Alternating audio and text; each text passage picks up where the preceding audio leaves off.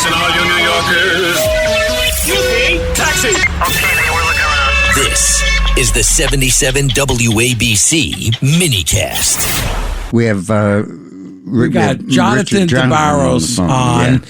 And now this guy is running for Congress in Connecticut, and he's running in Waterbury and in Danbury, and he's a black Republican running in the primary, and the Republican Party establishment is trying to push a guy named Shays, who is running, largely I think on strength of a name recognition of confusion, people thinking he's the former congressman, but he's not, and I think that Richard has a wonderful chance of winning. You're talking about John DeBarros? John DeBarros. John. Yeah, John has a wonderful chance of winning, and it's in a district that used to be Republican.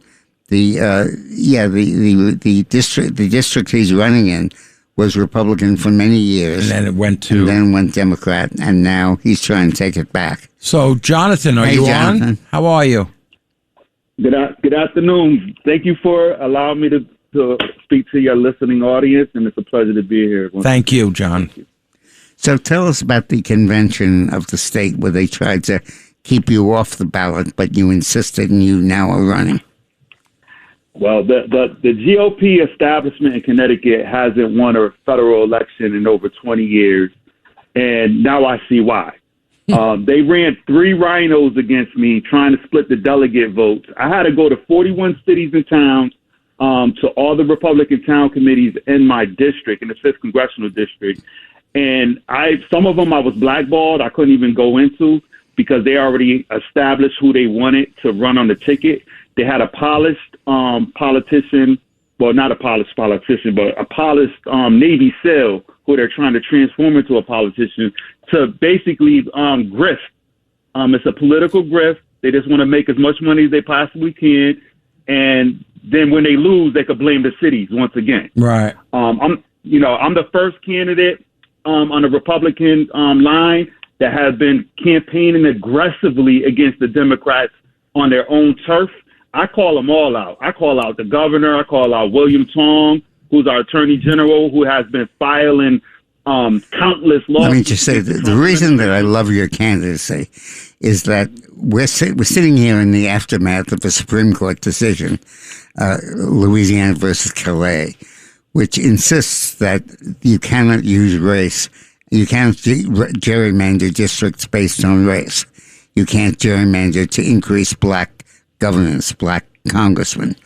And the result is that you have virtually all the congressmen, I think all the congressmen in America who are black are Democrat. And the point is that we no longer need race to keep black participation. If we didn't gerrymander these districts and we had free districts where blacks and whites could both run, candidates like Jonathan would win.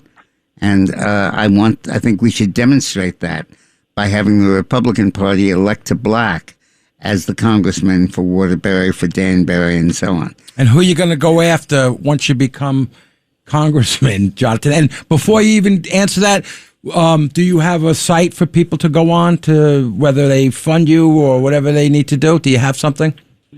Yes, please. My website is DeBarros for Congress at gmail.com. That's my email address, but my website is DeBarrosforcongress.org. How do you spell your last name? It's D as in David, E as in Edward, B as in boy, ARROSFOR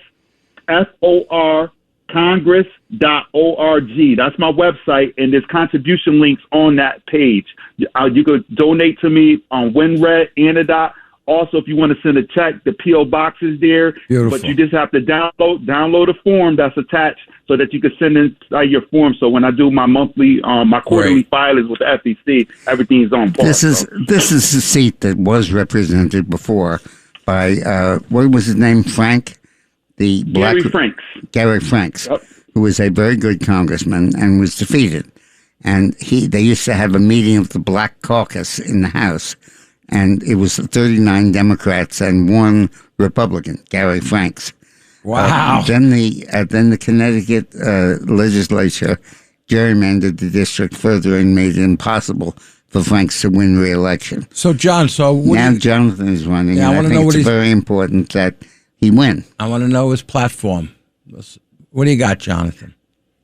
Hey, my platform is all about putting the teeth back in law enforcement's mouth so they could do their job, securing our borders. We got over 200,000 illegals currently residing in our state. I want to enforce federal law in the 5th Congressional District and let ICE do their job. Good. In the state of Connecticut, they passed a bill in which our local law enforcement and our state law enforcement cannot cooperate with ICE, which I feel as though is unconstitutional. And if I was law enforcement in the state of Connecticut, I would have lost my job already. So I'm going to enforce federal law. I'm going to protect the homeschool parents. They're violating their constitutional liberties as well. And they're actually forcing them now to get vaccinated, adults and children. Really? So, yes. Really? Tell us about that. Yeah, tell us about this vaccination. What, the new COVID they're talking about, which isn't real also? Yeah, so they just passed a new bill in our state capitol in which they're going to start requiring, if there's ever another pandemic, as we know, but they're going to try to force adults and children to have to get vaccinated. And the way they're probably going to go about doing that is to make sure that the businesses, so they'll lose it. If you don't get vaccinated, you lose your job. So, and then they'll put penalties probably on the businesses. So this is what they're gearing up for. They just passed a new Glock ban in which they're taking Glocks away from gun owners. Gun owners. Wow. And they pushed out a lot of gun manufacturers out of our state, and a lot of gun owners, gun stores are going out of business. So their whole plan is to push a communist Marxist agenda in our state, and they want to disarm American citizens in our state. But look at this. In the city of Danbury, where we have a mayor who came to our country proudly, illegally, became a citizen. Now he's the mayor and he's the chairman of the state Democratic Party. He just made it lawful that DACA children to become police officers in the city of Danbury. What's his name? So now, Roberto Elves, Mayor Elves. Mm-hmm. And this guy's a freaking psychopath. So you're going to tell me you're going to disarm American citizens but give guns to DACA children so that they could arrest American citizens? Wow. Incredible. Well, thank you, Richard. Enjoyed having you on. No, it's John. John John sorry. DeBarros. He keeps calling you Richard. Getting your name wrong because he's looking in the mirror. Yeah. Richard Morris. Good. Thank you. Yes. Thank you so much, you. John. We'll keep you in. One more time with your website or whatever. So my website is DeBarrosforcongress.org. That's D as in David, E as in Edward, B as in boy, ARROSFOR Congress.org. And I was with Rudy Giuliani last evening celebrating his birthday at America's first warehouse in Long Island. Oh, Rudy. I love Rudy. I used to see him all the time on Sunday. Okay. Thank you, John. Appreciate it so much. Thank you, John. I'll get your name right. Yeah. Thank you. The Dick Morris Show on the Red Apple Podcast Network.